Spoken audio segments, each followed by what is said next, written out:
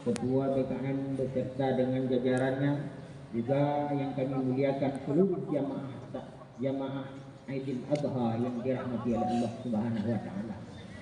Pada hari yang berbahagia ini kita merayakan yang namanya dengan Hari Raya Aidil Adha. Ini menunjuki kepada kita bahwa kita harus mengulang kaji tentang sejarah daripada yang dinamakan dengan Hari Raya Aidil Adha. Karena pada Hari Raya Aidil Adha ada sejarah keluarga yang mulia, yaitu keluarga Nabi Ibrahim alaihi salam. Nabi Ibrahim alaihi salam adalah atuknya seluruh nabi-nabi, atuknya daripada seluruh rasul-rasul Allah Subhanahu wa taala. Bahkan 80% keturunan daripada Nabi Ibrahim alaihi salam adalah nabi dan rasul Allah Subhanahu wa taala. Termasuklah nabi kita Muhammad sallallahu alaihi wasallam adalah cicit daripada Nabi Ibrahim alaihi salam. Jamaah Aidil Adha yang dirahmati oleh Allah Subhanahu wa taala. Nabi Ibrahim alaihi salam adalah seorang hamba Allah yang taat sekali kepada Allah Subhanahu wa taala. Nabi Ibrahim adalah hamba Allah yang takwa kepada Allah Subhanahu wa taala. Dan Nabi Ibrahim adalah seorang nabi yang kaya, yang beliau memiliki banyak binatang ternak.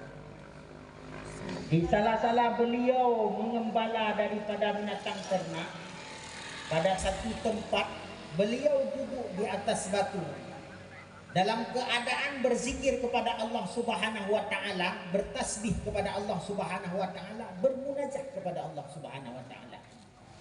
Lalu Allah Subhanahu wa taala mengatakan kepada malaikat yang ada di langit, "Wahai malaikatku, lihatlah kepada kekasihku Nabi Ibrahim alaihi salam. Dia sangat taat kepadaku, selalu dalam keadaan bibirnya dibasahkan dengan zikir, bertasbih kepadaku, dan selalu dia bermunajat kepadaku."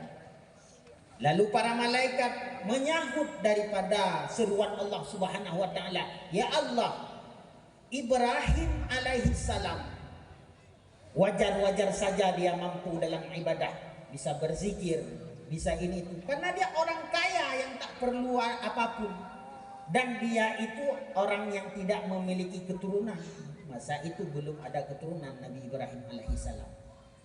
Lalu Allah Subhanahu wa taala mengatakan, "Wahai malaikat, kalau tidak percaya engkau bahwa Ibrahim ini adalah hamba yang paling kucintai, dia adalah hamba yang paling taat kepadaku, sekarang turun ke dalam dunia, coba kamu uji Ibrahim alaihissalam tersebut." Lalu malaikat diutus oleh Allah turun ke dalam dunia menyerupai manusia. Berjumpalah dengan Ibrahim yang lagi dalam keadaan menggembala daripada binatang ternaknya. Dalam riwayat dikatakan ternak daripada Nabi Ibrahim itu 12.000 ekor. Banyak, kaya raya memang Nabi Ibrahim alaihissalam. Dalam keadaan lagi mengembala, datang malaikat mengatakan, "Ya Ibrahim." Lalu Ibrahim menoleh melihat kepada hamba Allah yang datang tersebut. "Ini binatang ternak umpunya siapa?" dikata. Lalu Nabi Ibrahim mengatakan, "Ini binatang ternak milik